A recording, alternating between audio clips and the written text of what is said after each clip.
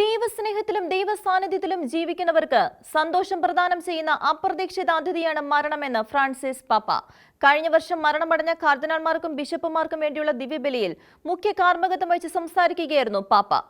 എന്റെ പിതാവിനാൽ അനുഗ്രഹീതരെ വരുവിൻ എന്ന യേശുവിന്റെ വാക്കുകൾ ഒരു ദിവസം കേൾക്കുമെന്ന പ്രത്യാശയിൽ ജീവിതം നയിക്കുമ്പോഴാണ് ഭൂമിയിലെ പ്രയാണത്തിന് അർത്ഥം കൈവരുന്നതെന്ന് പാപ്പ ഓർമ്മിപ്പിച്ചു. ദൈവവുമായുള്ള കണ്ടുമുട്ടലിനായുള്ള കാത്തിരിപ്പാണ് നമ്മുടെ പ്രാർത്ഥനകൾക്ക് അടിസ്ഥാനമാകേണ്ടതെന്നും പാപ്പ വ്യക്തമാക്കി.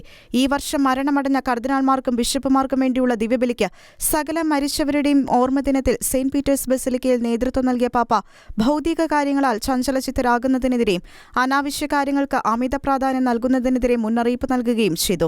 നല്ലവരെയും ദുഷ്ടരെയും തങ്ങളുടെ പ്രവൃത്തികൾക്കനുസൃതം കർത്താവ് വിധിക്കുന്ന ന്യായവിധിയുടെ വചനഭാഗം പാപ്പ ധ്യാനവിഷയമാക്കി.